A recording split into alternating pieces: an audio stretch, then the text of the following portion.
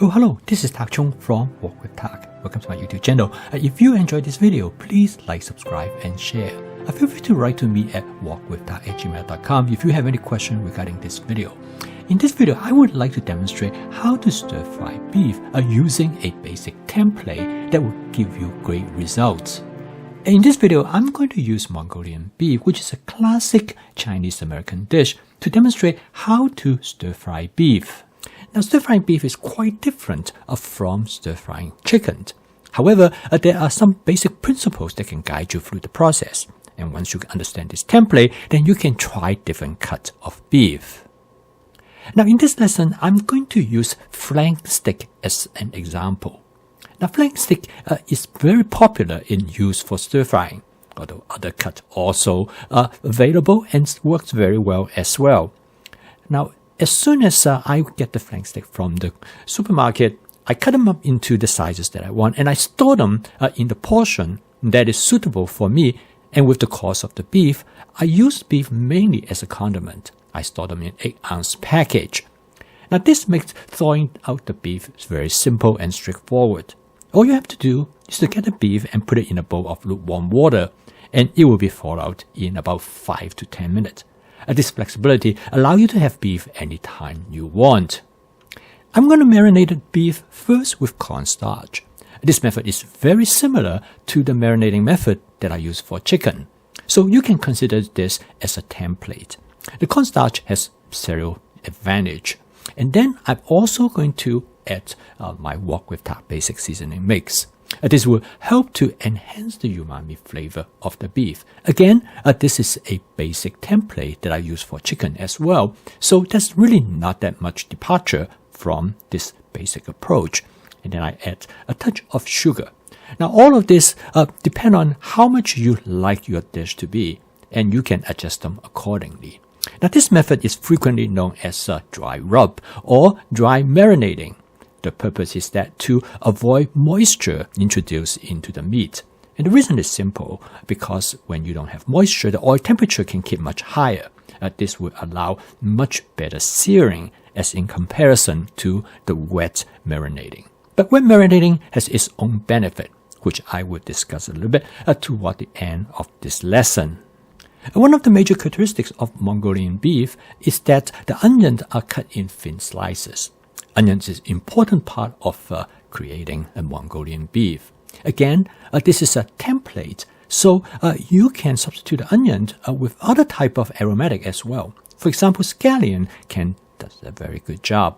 But onion is traditionally used for Mongolian beef. And so this is what I'm going to demonstrate in this particular lesson.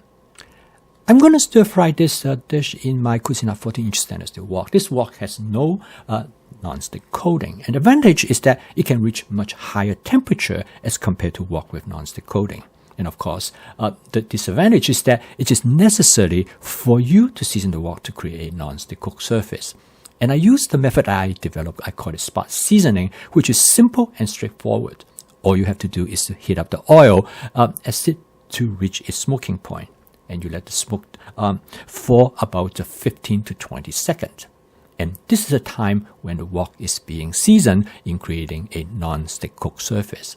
This method is very efficient, as in stainless steel wok do not hold on to its seasoning when you wash it. So because of this reason, you have to season your stainless steel wok each time before each cooking session. The first step is to sear the beef. Now, this is an important step. So I need to keep the temperature of the oil as hot as possible. And I use a pair of tongs. In some way, it is a searing rather than stir-frying. I like the meat to stay on the surface of the wok at least for a few seconds. Now, one of the tricks in cooking the beef is that you do not want to overcook it. The high temperature can only last for a very short time. As you can see, the beef right now is about probably 50% cooked. Now, when I put the onions into the wok, the temperature obviously drops immediately. And that's a significant part of cooking meat, is that you want the temperature very hot in the beginning, but during the cooking process, you want the temperature much lower. In fact, at this point, I have turned the burner to medium or medium-low, depending on the stove that I am using. I add a few pieces of carrot to the wok. Now, of course, in this dish, the onion is the primary ingredient. However, adding this carrot has two distinct advantages. One is that it makes the dish more interesting in terms of flavor and texture. And secondly is that it provides the dish a much better aesthetic appearance. It breaks the monotony of the color with the bright orange color. To season the dish, I'm going to start out with some oyster sauce. Now, I do not measure how much I put in. I did it intuitively. And then this is followed by some hoisin sauce. Both of these sauce I refer to as my foundational sauce, and I use them in most of my cooking. And then I follow by some additional sugar. Now, all of this at this point is allow me to set the background of the dish, because I'm going to continue to make modifications according how things turn out. Because once you add the seasoning, it will change as the dish continues its cooking process.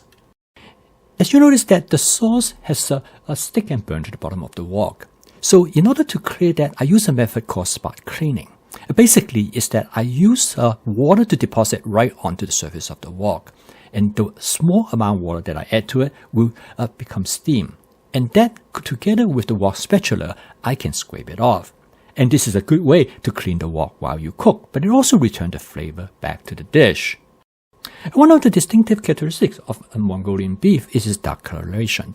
So I add some dark soy sauce. Now, dark soy sauce is different from light soy sauce because the fermentation is longer, and it also have added caramel, which gives it dark color. And it's also not as salty, but it also carries a slight smoky flavor. A small amount will allow me to change the color of the dish. The final step is by adding some scallion. Now, this is the green portion of the scallion. This is frequently known as a wet garnishing. You garnish the dish while at this final stage of the cooking process. I'm going to serve this dish with some white rice. I already have the rice in the refrigerator because I cook rice in batches. So I can always microwave them, and microwave rice actually tastes as good as the freshly cooked rice. But the cooked rice also has one advantage. By drying them in the refrigerator, they are ready for me to use as fried rice anytime that I like. About 15 years ago, I went to have dinner at a friend's house, and his wife is an interior designer. And I was impressed by the way how the dishes are presented. She has most interesting and beautiful dish, and it makes the meal far more enjoyable. And since then, I start to pay more attention to plating. I always look for an interesting plate that will help me to provide a more aesthetically appealing presentation.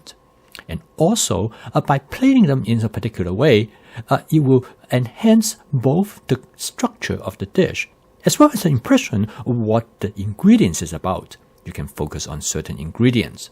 So as you can see in this case, I try to present the dish in different color by using the scallion as well as the carrot as a way to offset the dark color that normally associated with the Mongolian beef.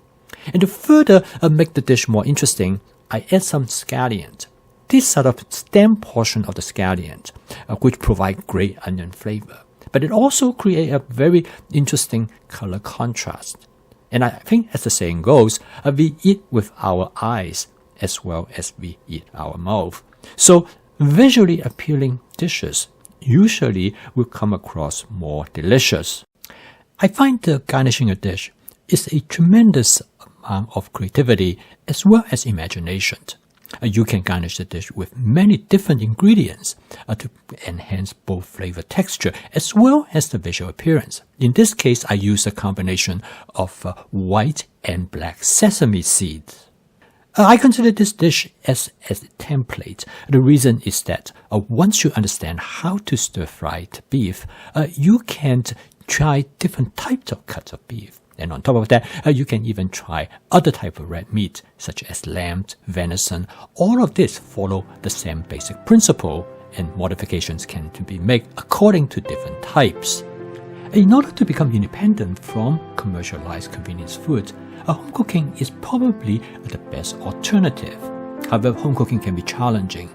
So my YouTube channel is to help you to make home cooking as part of your daily routine using my fast cooking system.